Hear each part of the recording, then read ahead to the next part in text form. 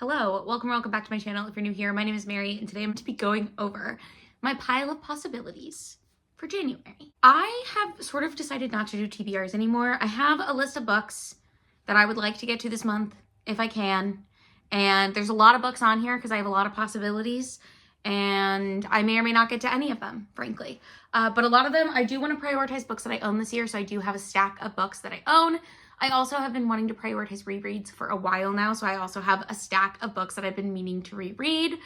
And yeah, without further ado, I am going to start with the rereads that I want to get to in January. So first up, I have been talking about this for months, but I do plan on rereading Ninth House so that I can then read Hellbent by Leigh Bardugo. This is I think it's adult fantasy. I'm gonna say it is. It's following a woman who's 22 and goes back to college. Her name's Alex Stern, and she can see ghosts. And she gets recruited to Yale because Yale's secret societies are magical, and the magic that they use attracts ghosts and ghouls. And since she can see them, she can help protect the people doing the magic.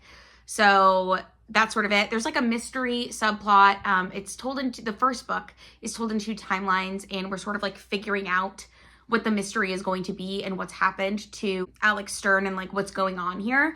And it ends on a bit of a cliffhanger. So I am excited to read the second book once I reread the first one. I don't know if I will get to both of these in February or in January. I don't know if I will even get to either of them in January, but I've been meaning to reread these since September, I think. So, or reread this so that I can read this. And I would still like to do that.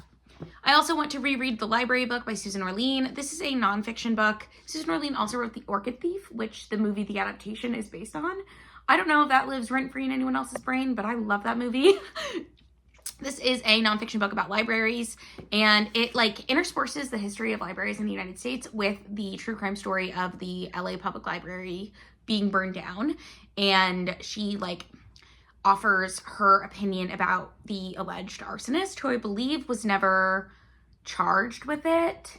So anyways, I did not have the appropriate expectations for this going into it the first time, and I would like to reread it for fun. So I want to do that. Another book that I want to reread in January that I actually don't own is The Other People by C.J. Tudor, which is a mystery thriller. And it's kind of weird to me that I want to reread this, but I loved this book when I read it. It's about this guy who is driving home one day and he sees his daughter in the back of a car, and he like pulls over on the side of the road, tries to call his wife. No one's answering his phone at home, and he gets to his home, and his wife and someone who the police are saying is his daughter's bodies are there. Like they've been murdered, and he doesn't believe that it's his daughter. He thinks his daughter is still out there, and so he is like spending the rest of his life driving up and down the highways looking for his daughter, and it's about the people he meets along the way.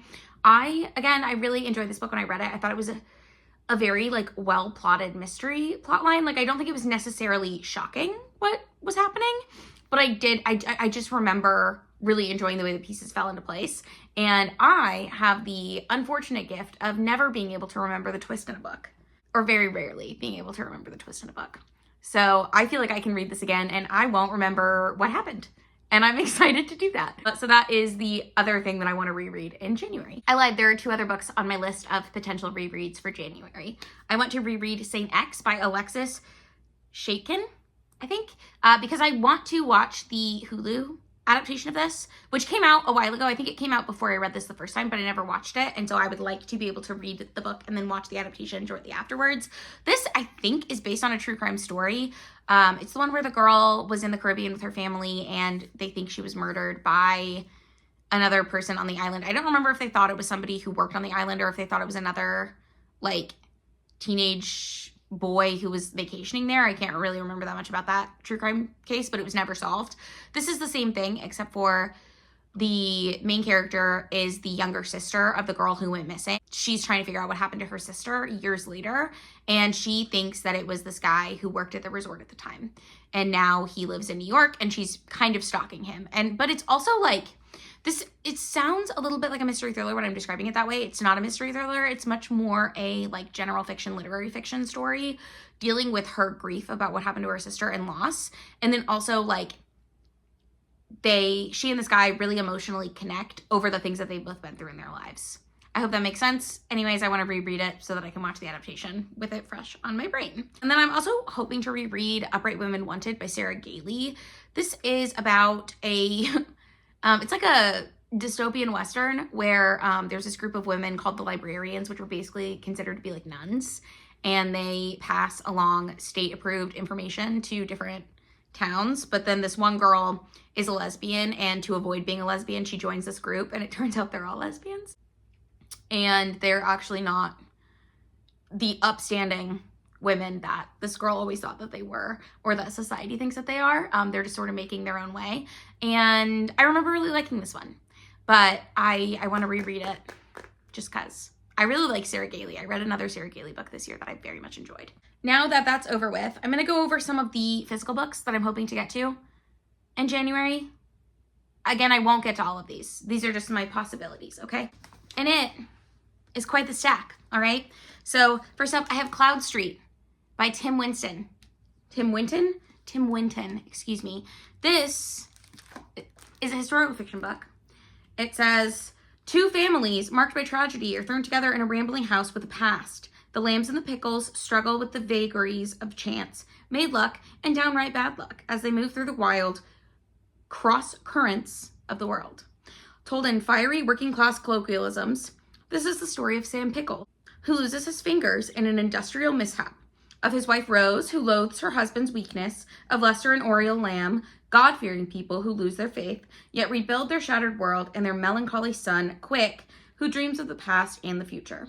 Perhaps, most of all, it is a story of Fish Lamb, whose mind is damaged in a drowning accident, who is endowed with strange and wondrous powers, and who lives haunted by the image, the sound, and the smell of water.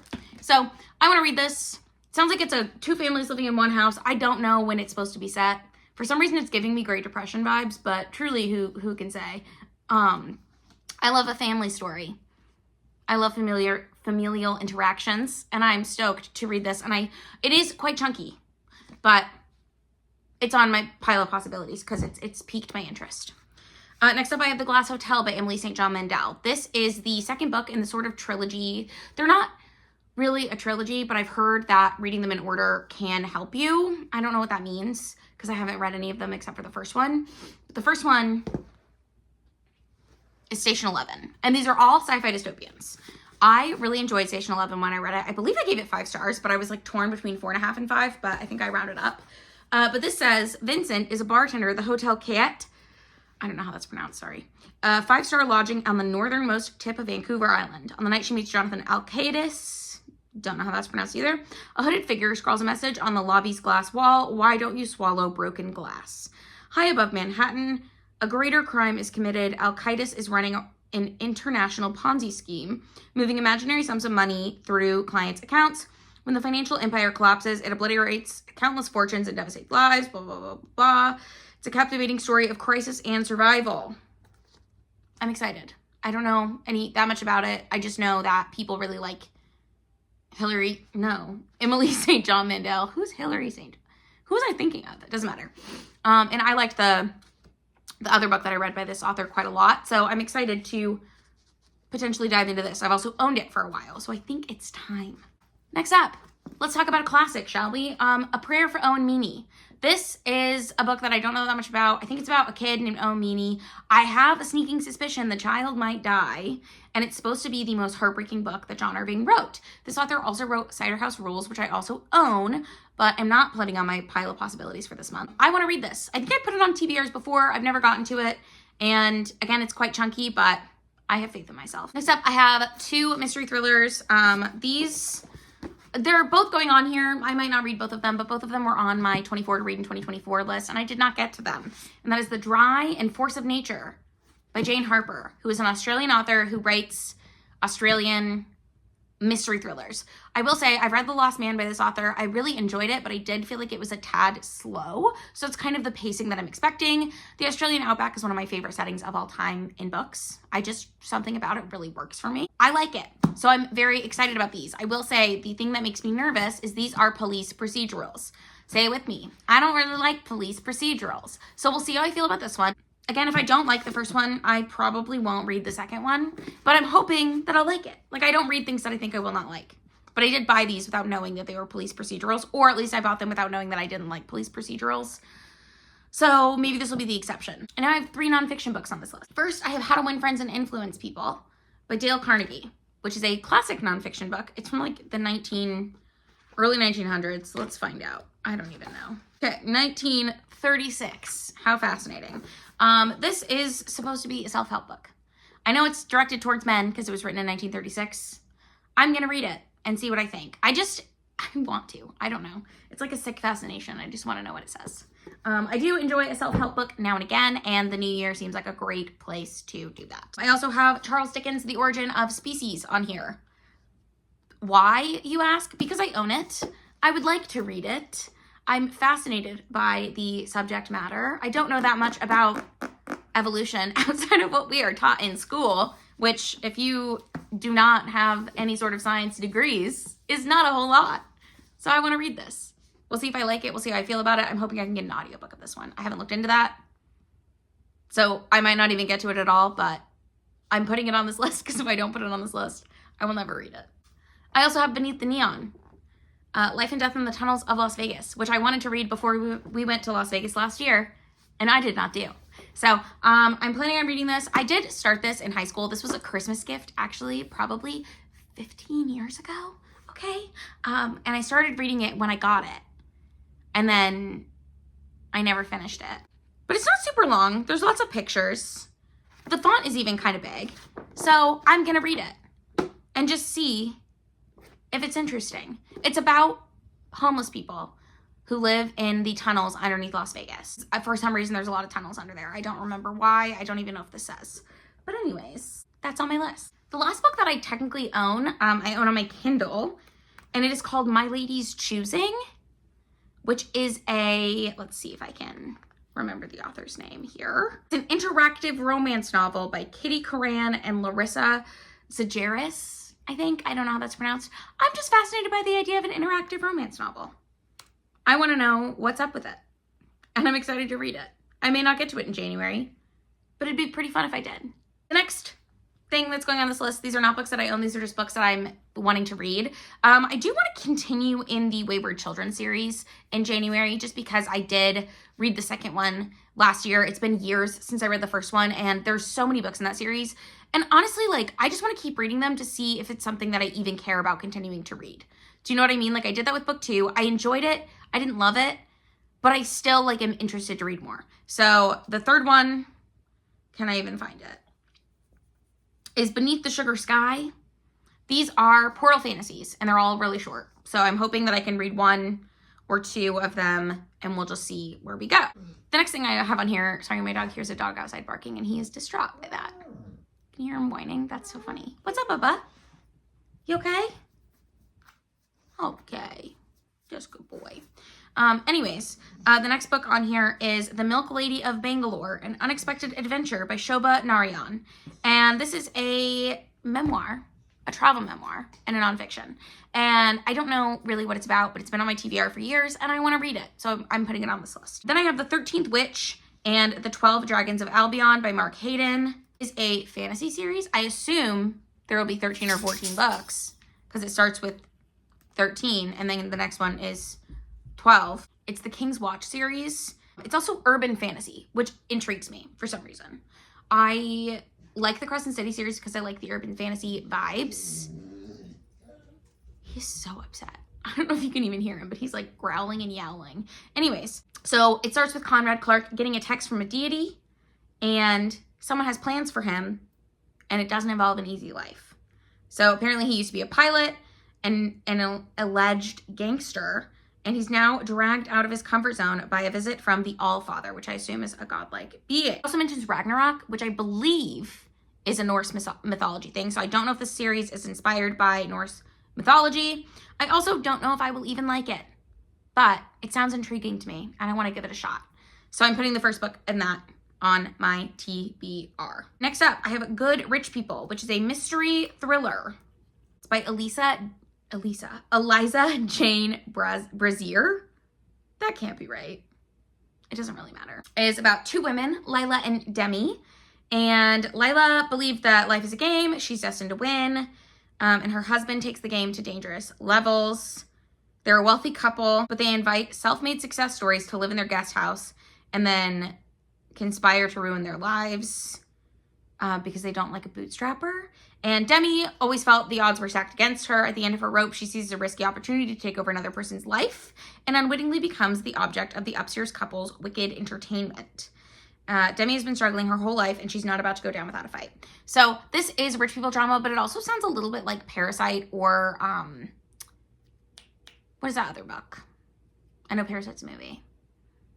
Anyways, I don't know, but it sounds like the attempt is to try to take over the rich people's lives, and then they're in like a cat and mouse game. And that sounds interesting to me. So I am excited to read this one. It did come out in 2022, which is actually not as long ago as I thought. For some reason, I thought that it had been on my TBR since like 2018. Next, we have a really good actually, which is, I think it was a new release last year, and I meant to read it when it came out, and I just never did. It came out in January 2023, which is 2 years ago now. So I'm gonna try to read it. But this is supposed to be like sad girl lit fic, but it's like funny sad girl lit fic. It's about one woman's messy search for joy and meaning in the wake of an unexpected breakup, and it's written by Monica Heisey, who apparently is a comedian. I will say, the last time I looked at this, I thought it had a rating that was like 4.5, and right now the rating is 3.1. So not super promising, but hopefully I will give that a shot, and if I enjoy it, I will enjoy it, and if I don't, I will DNF it. Then I have The Picture of Dorian Gray, which is a classic that I've been meaning to read forever and never got around to. I think I actually own a copy of it somewhere,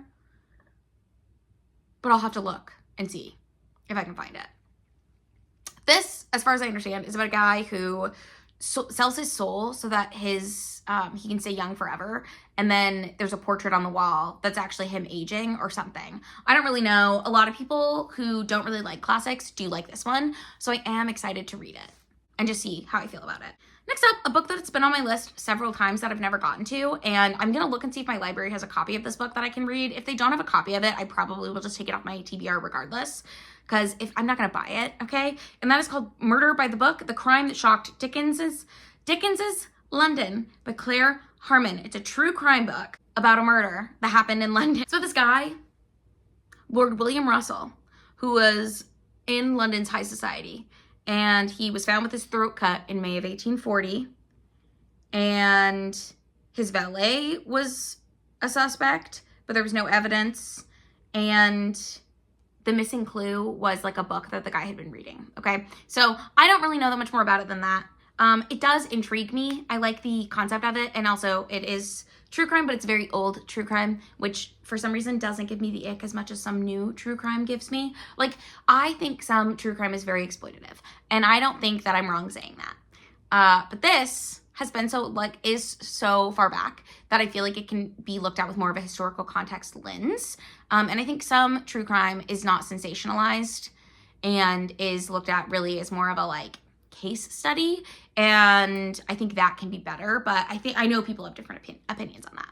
So anyways, the next book that I have on this list is another series. It's just a duology, so in theory, if I like the first one, I can go right into the second one and just cross them both off. It's called The Merciful Crow by Margaret Owen, and it's a YA fantasy duology about a future chieftain, a fugitive prince, and a too cunning bodyguard. Says Fi abides by one rule, look after your own. Her crow cast of undertakers and mercy killers takes more abuse than coin, but when they're called to collect royal dead, she's hoping they'll find the payout of a lifetime.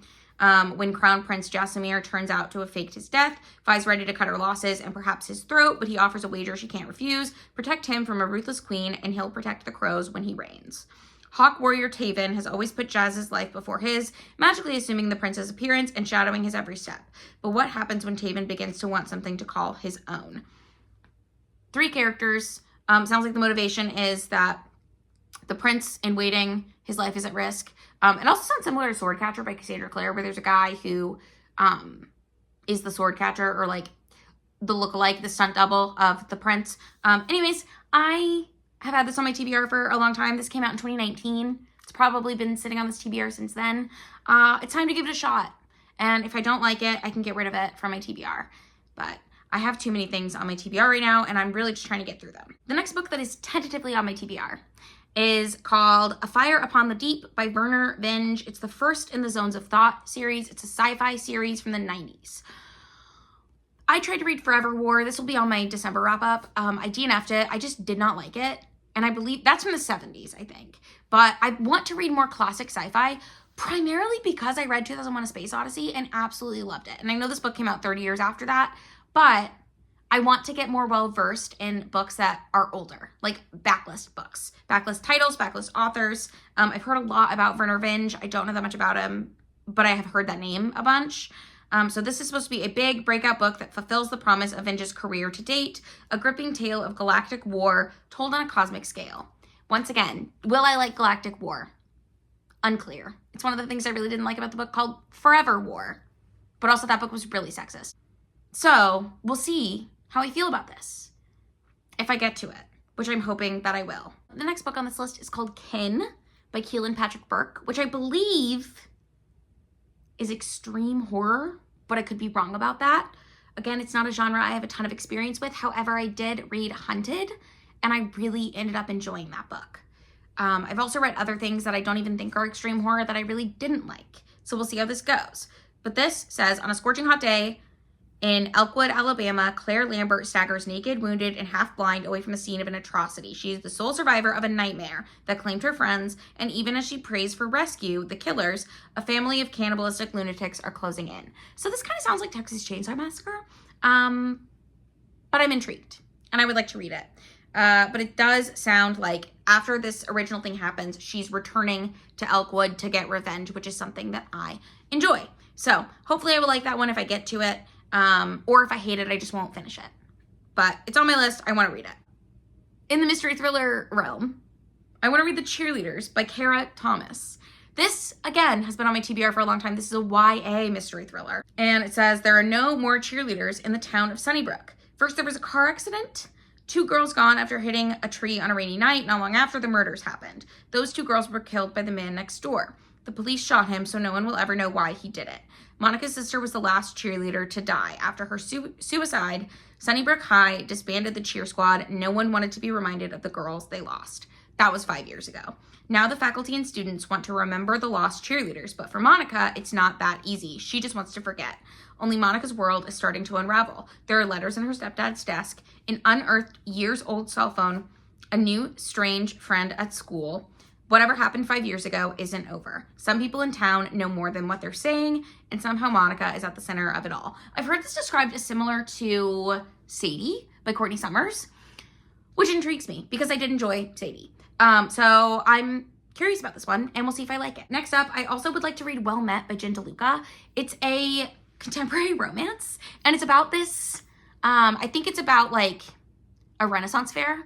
And it's a hate to love, maybe fake dating. I don't remember all the tropes, but I think it's a woman who, her sister gets her wrapped up in this Renaissance fair thing. She's not really into the whole thing, and she ends up meeting this guy there. And I think they have a really rough start, but then they fall in love. And there's a whole series, like one of them is Well Traveled, Well Met, Well something, I don't know. So anyways, I'm excited to read this one. I want to see if the author, Jen DeLuca, is for me because I have heard of a bunch of books by her. And I love romance. I've been getting really into it. I don't love all of the romance that I read, but I have been getting really into some romance, and I would like to keep that trend moving. They're also easy palate cleanser reads. Next up, I have Malamander by Thomas Taylor, which is a middle grade book. I don't read a ton of middle grade, but I do have some series of middle grade books that I love, and I have some series that have been on my TBR for quite some time. This is one of those. This is the first book in a series, and I believe it's about a little boy who, I could be mixing it up with someone, but I think he works at a hotel with his, or he doesn't work, but like his parents own a hotel, and he like stays there with him and helps them out. And then there's a monster named the Malamander. I don't know much more about it. It sounds cute. I want to try to read it. I also am trying to like increase my children's literature knowledge and collection. My niece is 5. Oh my God, I'm aging her up. My niece is 5 right now, and I have 2 nephews that are younger than that. But eventually I'd like her to come stay with us and hang out, and I'd like to have something that interests her on my shelves. The next thing on this list is Mean Baby, a memoir of growing up by Selma Blair. This is Selma Blair's memoir. It's been on my TBR for quite some time again, and it's about her being a child actress and like people thinking she was mean. And I don't know, I mean, it's about her life, but like that's where the title comes from, and I think that's fascinating.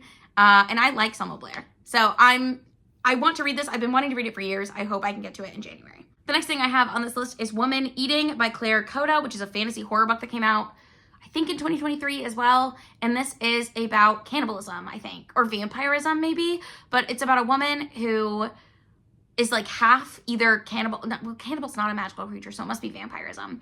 But she's like obsessed with the idea of food, but also she needs blood to survive, I think. And I'm just fascinated by this. I think what happens at the beginning of this book is that her mother, who is the like vampire that she's tied to or whatever, her mother dies.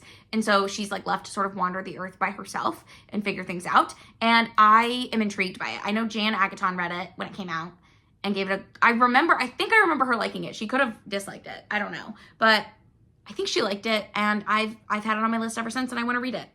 And I think it's time. Then I have a literary thriller on this list, which is called Await Your Reply by Dan Chaon. I don't know how it's pronounced, sorry.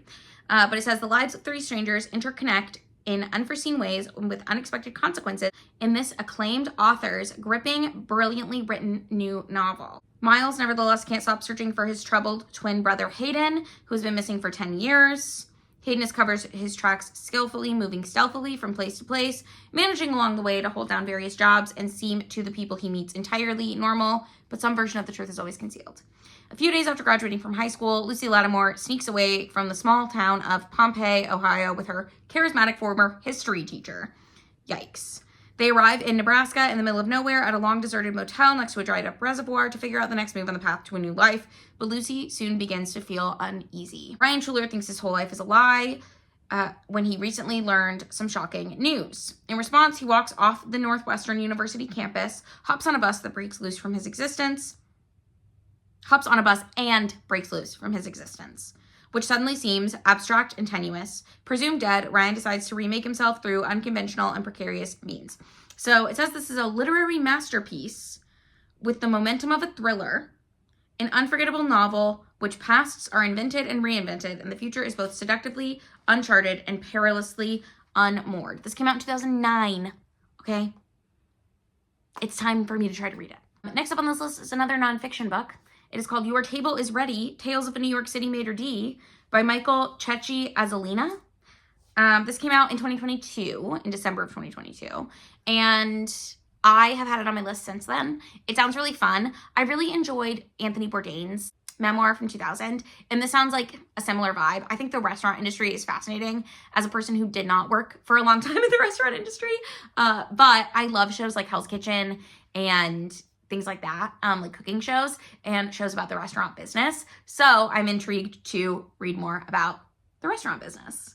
Next up, I have The Enchanted Hacienda by J.C. Cervantes. This is a fantasy romance about the Estrada farm in Mexico that has apparently a bunch of like magical flowers. We have this character named Harlow, whose mother and aunt give her a special task involving the family's magic, and she is panicking about that. But then she thinks maybe she's not missing her magic. She is missing herself, or belief in herself, sorry. She finally embraces her new unique gifts and opens her heart to a handsome stranger. She discovers she's far more powerful than she imagined. This sounds cute.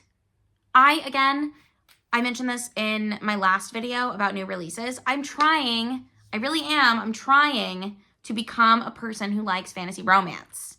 Is it working? I don't know. But this sounds cute. It sounds sweet. It's going on my list of things that I'd like to read. Did that even rhyme? It was close.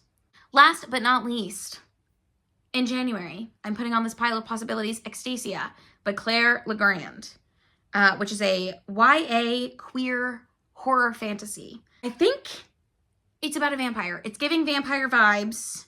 It says, all you must know is that today she will become one of the 4 saints of Haven. The elders will mark her and place the red hood on her head. With her sisters, she will stand against the evil power that lives beneath the Black Mountain, an evil which has already killed 9 of her village's men. She will tell no one of the white-eyed beasts that follow her, or the faceless gray woman tall as houses, or the girls she saw kissing in the elm grove. Today she will be a saint of Haven. She will rid her family of her mother's shame and save her people from destruction. She is not afraid. Are you? Yes, a little, but I'm very excited to read it. Again, it's a standalone horror fantasy YA. Sounds a little bit like The Witching Hour or Hour of the Witch. What was that book called? Shoot, I can't remember. If I remember, I'll pop a picture of it here. But I loved that book, and I'm excited to read this one as well. So those are the however many books, I don't even know how many books that is, that are going on my pile of possibilities in January. Once again, will I read all of them? No. am probably going to get through 10 to 20 books in January. It really just depends on how things go. I've been reading a ton recently, like 20 plus books every month since October, which is insane. And I recognize that.